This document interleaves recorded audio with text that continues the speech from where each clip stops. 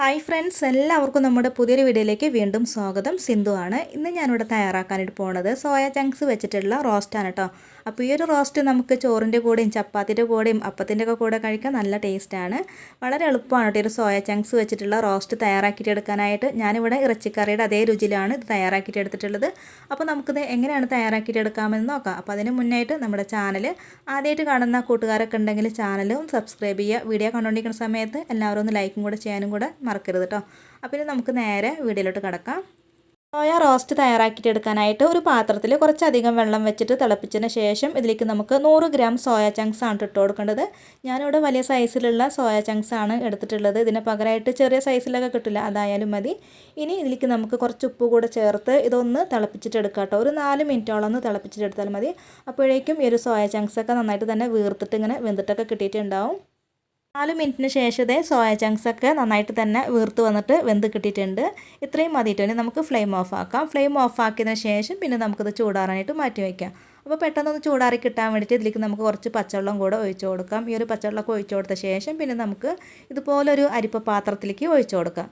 എന്നിട്ട് ആ ഒരു വെള്ളമൊക്കെ ഒന്ന് വാർന്ന് വന്നതിന് ശേഷം പിന്നെ നമുക്കിത് കൈ വെച്ചിട്ട് നല്ലോണം ഇങ്ങനെ പിഴിഞ്ഞിട്ട് അതിൻ്റെ ആ ഒരു വെള്ളമൊക്കെ ഒന്ന് കളയാം.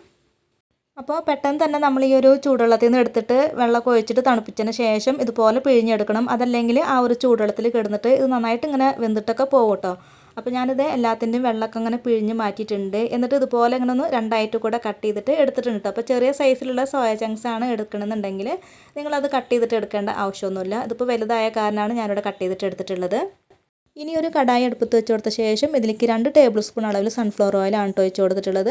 കൂടെ തന്നെ ഞാൻ ഒരു 1/2 ടീസ്പൂൺ പെരിഞ്ജീരകം കൂടെ ഇട്ട് കൊടുക്കുന്നുണ്ട്. ഇനി ഇതൊന്ന് പൊട്ടി വന്ന് കഴിഞ്ഞാൽ ഇതിലേക്ക് നമുക്ക് മീഡിയം സൈസിലുള്ള 3 സവാള ഇതുപോലെ കനം കുറച്ചിട്ട് അരിഞ്ഞിട്ടുള്ളത് കൂടെ ചേർക്കാം.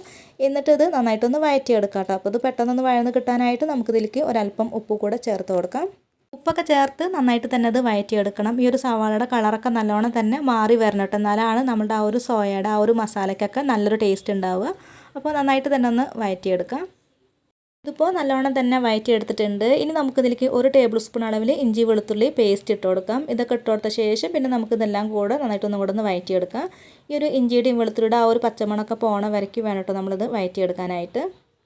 ഇഞ്ചി വെളുത്തുള്ളി പേസ്റ്റൊക്കെ ഇട്ട് കൊടുത്ത ശേഷം ഇത് നല്ലോണം തന്നെ ഞാനിവിടെ വഴറ്റിയെടുത്തിട്ടുണ്ട്. ഇനി നമുക്കിതിലേക്ക് മീഡിയം സൈസിലുള്ള 2 തക്കാളി ഇതുപോലെ ചെറുതാക്കിയിട്ട് കട്ട് ചെയ്തിട്ടുള്ളത് കൂടെ ചേർത്ത് കൊടുക്കാം. എന്നിട്ട് ഇതും കൂടെ നന്നായിട്ടൊന്ന് വഴറ്റിയെടുക്കാം. ഇനി ഇതിലേക്ക് ഞാൻ ഒരു പച്ചമുളക് കീറിയതാണ് ഇട്ട് കൊടുക്കുന്നത്. കൂടെ തന്നെ കുറച്ച് കറിവേപ്പില കൂടെ ഇട്ട് കൊടുക്കുന്നുണ്ട്. എന്നിട്ട് ഇതെല്ലാം കൂടെ നന്നായിട്ടൊന്ന് വഴറ്റിയെടുക്കാം. ഈ ഒരു തക്കാളിയൊക്കെ നല്ല സോഫ്റ്റായിട്ട് വന്നു കഴിഞ്ഞാൽ പിന്നെ നമുക്കിതിലേക്ക് പൊടികളാണ് ചേർത്ത് കൊടുക്കേണ്ടത്. 3/4 ടേബിൾ സ്പൂണോളം കാശ്മീരി ചില്ലി പൗഡറും 1 ടേബിൾ സ്പൂൺ മല്ലിപ്പൊടി, 1/4 ടീസ്പൂൺ മഞ്ഞൾപ്പൊടിയും, 1/4 ടീസ്പൂൺ ഗരം മസാലപ്പൊടിയും, പിന്നെ 1/4 ടീസ്പൂൺ ജീരകത്തിൻ്റെ പൊടിയാണ് ഞാനിതിൽ ഇട്ട് കൊടുത്തിട്ടുള്ളത്. ഈ ഒരു പൊടികളൊക്കെ ചേർത്ത് കൊടുത്ത ശേഷം പിന്നെ നമുക്കിത് വീണ്ടും ഒന്ന് വഴറ്റിയിട്ടെടുക്കാം. ഈ ഒരു പൊടികളുടെ ആ ഒരു പച്ചമണമൊക്കെ ഉണ്ടാവില്ല, അത് പോണ വരയ്ക്കും ഒന്ന് വഴറ്റിയിട്ടെടുക്കാം. പിന്നെ ഇതിൽ ഞാൻ നല്ല എരിവുള്ള മുളക് പൊടി ഒന്നും ചേർത്ത് കൊടുക്കണില്ല. നിങ്ങൾക്കിത് നല്ല എരിവിലാണ് വേണമെന്നുണ്ടെങ്കിൽ ഒരു 1/2 ടീസ്പൂൺ നല്ല എരിവുള്ള മുളക് പൊടി ചേർത്ത് കൊടുക്കാവുന്നതാണ്. പിന്നെ ആ ഒരു കാശ്മീരി ചില്ലി പൗഡർ എടുത്തില്ലേ, ഞാനിവിടെ 3/4 ടേബിൾ സ്പൂണാണ് എടുത്തിട്ടുണ്ടായിരുന്നത്. അപ്പോൾ 1/2 ടേബിൾ സ്പൂൺ കാശ്മീരി ചില്ലി പൗഡറും 1/2 ടേബിൾ സ്പൂൺ എരിവുള്ള മുളക് പൊടിയും അങ്ങനെയും എടുക്കാവുന്നതാണ്. ഇതിപ്പോൾ അതേ നല്ലോണം തന്നെ വഴറ്റിയെടുത്തിട്ടുണ്ട്.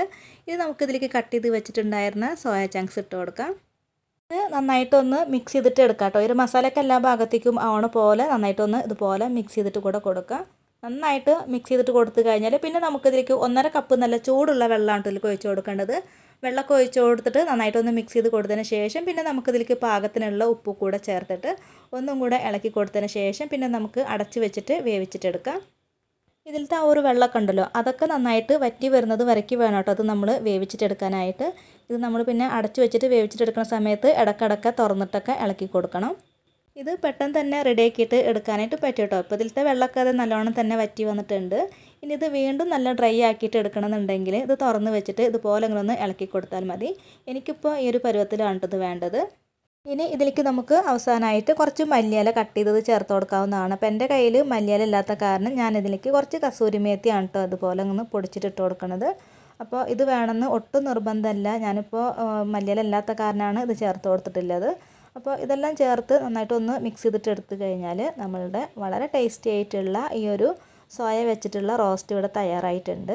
നല്ല ടേസ്റ്റാണ് ഇത് കഴിക്കാനായിട്ട്. അപ്പോൾ തീർച്ചയായിട്ടും ട്രൈ ചെയ്ത് നോക്കാം. അപ്പോൾ ഇന്നത്തെ ഈ ഒരു വീഡിയോ എല്ലാവർക്കും ഇഷ്ടമായിട്ടുണ്ട് എന്ന് കരുതുന്നു. അപ്പോൾ എല്ലാവരും ഒന്ന് ലൈക്ക് ചെയ്യുക, ഷെയർ ചെയ്യുക, കമൻറ്റ് ചെയ്യുക. നമ്മുടെ ഒരു ചാനൽ സബ്സ്ക്രൈബ് ചെയ്യാതെ കാണുന്ന കൂട്ടുകാർ ആരെങ്കിലും ഉണ്ടെങ്കിൽ ചാനൽ ഒന്ന് സബ്സ്ക്രൈബ് ചെയ്യുക കേട്ടോ. പിന്നെ അടുത്ത നല്ലൊരു റെസിപ്പിയുമായിട്ട് വീണ്ടും വരാം. താങ്ക്